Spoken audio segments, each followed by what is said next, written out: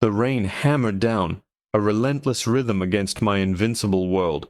Then, a single, sickening thump shattered everything, forcing me to confront the monster I truly was. The rain wasn't just falling. It was attacking the city. Each drop hammered against the panoramic sunroof of my Mercedes, a relentless drumming that usually soothed me. Tonight it felt like an accusation. The city lights of downtown smeared across the glass, bleeding into a watercolor of neon and gold. Inside, it was my sanctuary. The scent of Italian leather, the low purr of the V8 engine, the faint, crisp notes of the $1,000 cologne I wore.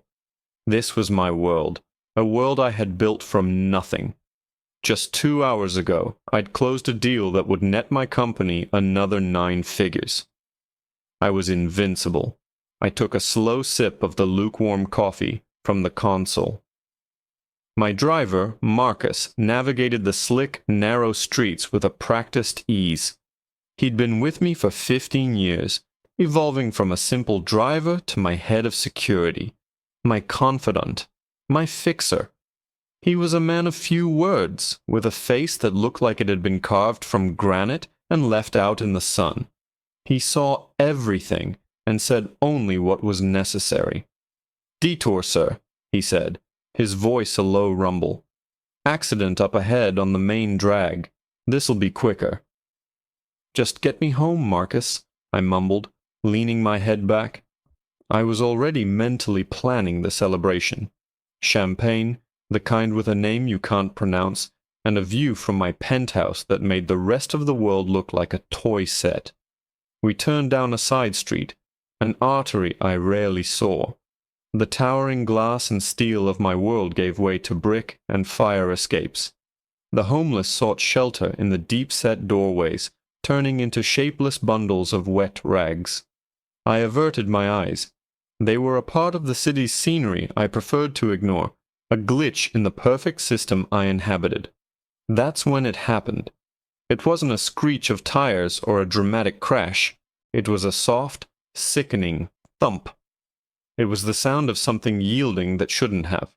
My coffee sloshed, a hot splash of brown across my tailored suit pants. The car jolted to a stop. For a second, there was only the sound of the engine idling and the rain hammering down. My heart had leapt into my throat. "What was that?" I asked, my voice tight. Marcus didn't answer. He was already unbuckling his seatbelt, his movements economical and precise. He opened his door, and the harsh, cold reality of the street flooded my warm, sterile cocoon. I watched, paralyzed, as he walked around the front of the car. The headlights cut a perfect, gleaming cone through the downpour, and at the edge of it lay a heap of sodden clothes. A person. My blood ran cold. "Marcus," I called out, my voice barely a whisper. He knelt, his broad back to me. He was there for what felt like an eternity. I couldn't breathe. My mind was a maelstrom of flashing lights, screaming headlines, and falling stock prices. Millionaire CEO in fatal hit and run. Richard Sterling's empire crumbles. My life, the one I had so meticulously constructed, was shattering like a dropped pane of glass. Marcus finally stood and walked back to my window. He tapped on it, and I lowered it with a trembling hand. Rain immediately misted my face. His expression was grim, unreadable as always. "It's a woman," he said, his voice flat, devoid of emotion. "One of the street people. She came out from between 2 parked cars. No way I could have seen her." Is she alive?" I stammered, the words catching in my throat. He nodded slowly. "Barely. Her breathing is shallow. We need to act. Now." "Call 911, I gasped, fumbling for my phone. "Call an ambulance. Call the police." "Do it." My hands were shaking so badly I couldn't unlock the screen. This was a nightmare. A horrible, random, life-destroying nightmare. Marcus didn't move. He just stared at me, his eyes dark and intense. The rain dripped from the brim of his cap. "Think, Richard," he said, his voice dangerously low.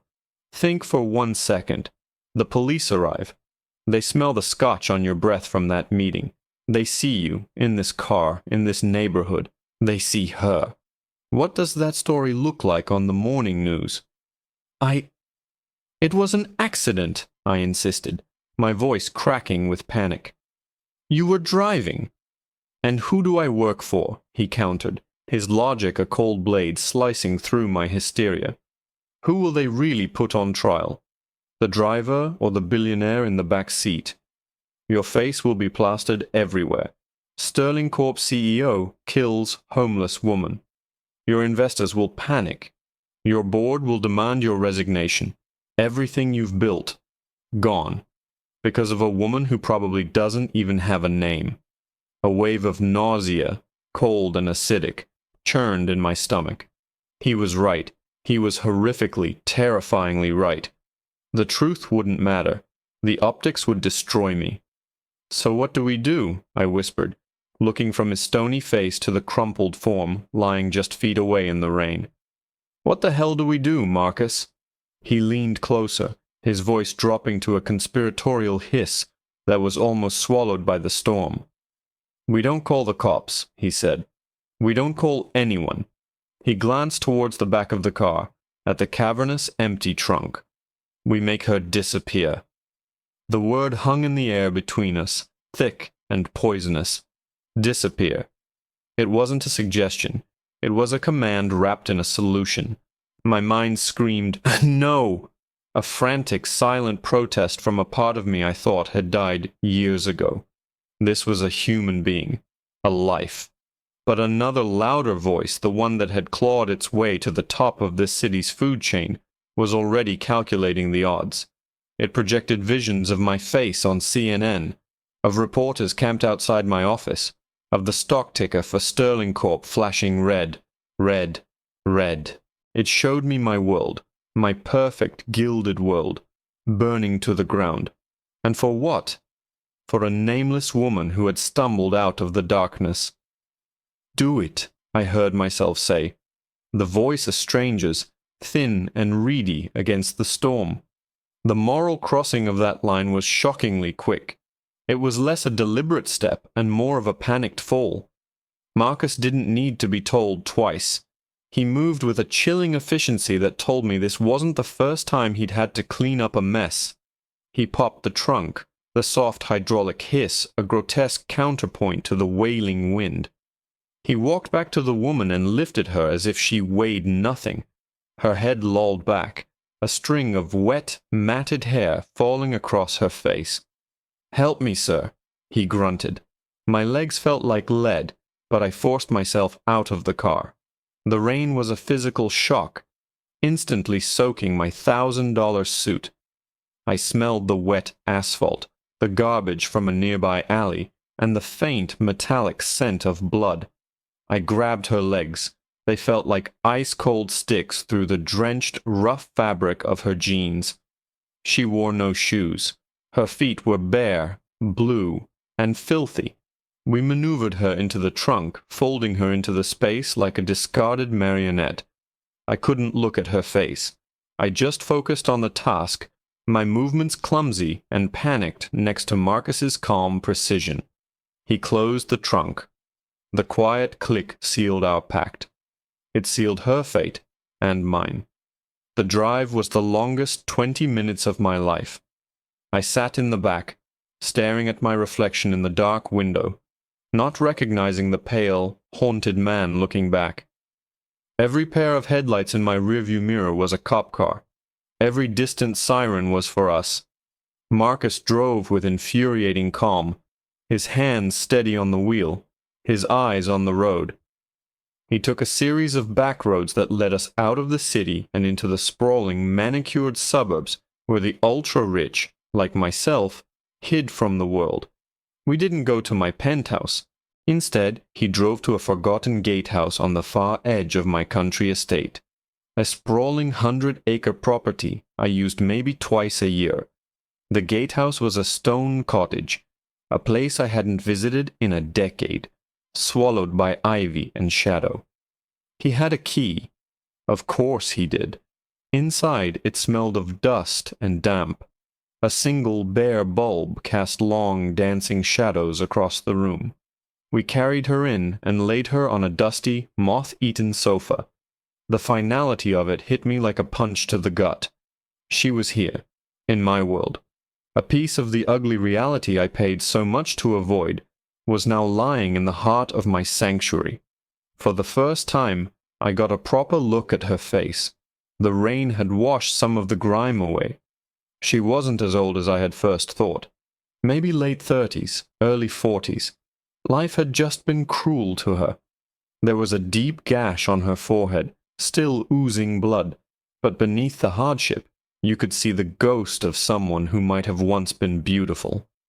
"We need to know who she is," Marcus said, his voice echoing slightly in the empty cottage. "See if she has any ID. It'll help us decide the next move." He began to gently, almost respectfully, go through the pockets of her thin, soaked jacket. My stomach churned. This felt like a violation on top of everything else. He pulled out a crumpled tissue, a few coins, and then a small, dark object. It wasn't a wallet. It was a locket on a simple chain, the kind of thing you'd win at a carnival. It was made of tarnished silver, and it looked old. Marcus stared at it for a long moment, his brow furrowed. With a flick of his thumb, he pried it open. I watched his face. The granite mask of indifference he always wore suddenly cracked. All the color drained from his cheeks, replaced by a ghastly ashen pallor. His jaw went slack, and his hand began to tremble slightly. He didn't speak. He just held the open locket out to me. I leaned in, my heart pounding a frantic rhythm against my ribs. Inside the locket weren't two strangers. On one side was a photo of the woman on the couch, but she was younger, her face full of light, a brilliant smile on her lips. And on the other side, with his arm wrapped tightly around her, was a young, smiling Marcus. The silence in the cottage was suddenly louder than the storm outside. It was a dense, suffocating thing, filled with the ghosts of a past I knew nothing about. Marcus, the man of granite, looked like he was about to shatter. He stared at the locket, then at the unconscious woman on the sofa, his breath catching in a ragged, painful-sounding hitch. The entire dynamic had shifted in an instant. This wasn't a nameless beggar anymore. This wasn't a problem to be erased. "Marcus?" I whispered, the name feeling foreign on my tongue. "Who is she?" He finally looked up at me, and for the first time in 15 years, I saw something other than stoic professionalism in his eyes. I saw a world of pain. "Her name is Sarah," he said, his voice thick with emotion. "She's my sister, my younger sister." The word struck me with the force of a physical blow. I stumbled back a step, leaning against the cold stone wall for support. His sister. The woman we'd hit. The woman I'd ordered him to hide in my trunk. The woman we were planning to make disappear was his family. The cold, calculating part of my brain shut down, replaced by a roaring tide of shame and horror. "We lost our parents when she was 17, Marcus continued, his voice a low, broken monologue. "I tried to look after her. I really did. But I was working 3 jobs, trying to keep us afloat. I wasn't there enough. She fell in with the wrong crowd. Pills, then other things. One day she just vanished. I've been looking for her for 10 years, Richard. 10 years. I've checked every shelter, every morgue, every soup kitchen in this city. And tonight, I find her like this."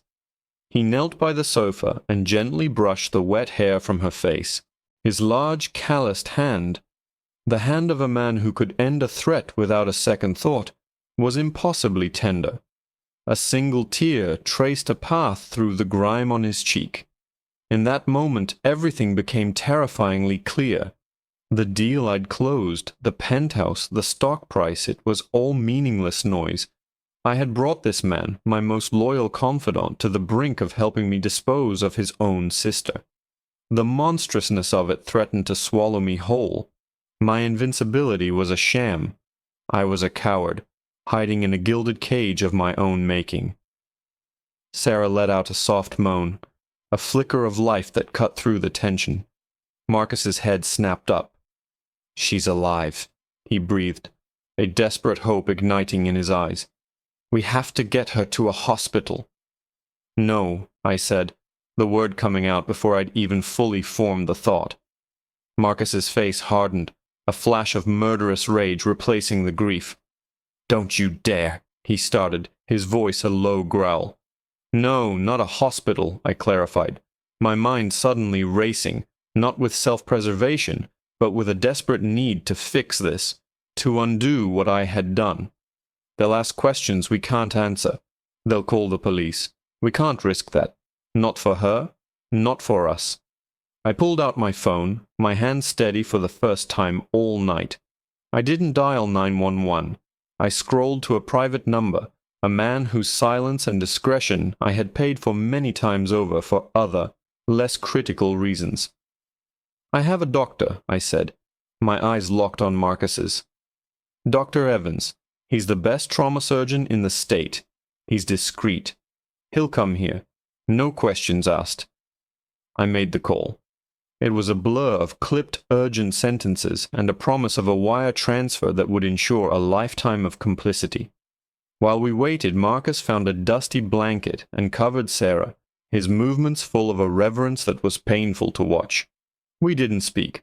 There was nothing to say. I had shown him who I was, and he had shown me a part of himself I never knew existed. Dr. Evans arrived within the hour, a ghost in a black town car. He worked silently and efficiently, stabilizing her, dressing the wound on her head, and administering an IV. He confirmed she had a severe concussion and a fractured wrist, but she would live. The words, "she would live," felt like a pardon from the governor.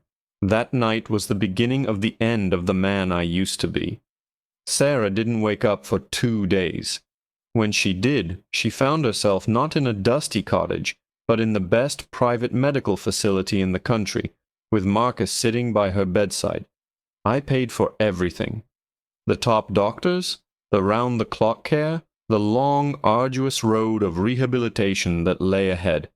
It was a drop in the ocean of my fortune, but it felt like the most significant investment I'd ever made. I never returned to my penthouse. The view of the city I once commanded now just looked like a million dark windows, each with a story I didn't want to know. I sold it along with the Mercedes. I poured my energy and my money into a new project. 6 months later, I stood with Marcus at the opening of the Eleanor Sterling Center for Recovery, named after my mother. It was a state-of-the-art facility designed to help people like Sarah, people who had fallen through the cracks, find their way back. Marcus stayed by my side, but our relationship was different. The deference was gone, replaced by a quiet, mutual respect forged in a rainy back alley. He now ran the security for the center, and in his spare time he helped his sister Sarah, who was slowly, painstakingly, piecing her life back together. Sometimes I watch them from my office window, walking in the center's garden. Sarah is still thin, but her eyes are clear, and she smiles now. Marcus will look up and see me, and will share a brief nod. No words are needed. We both know what happened that night.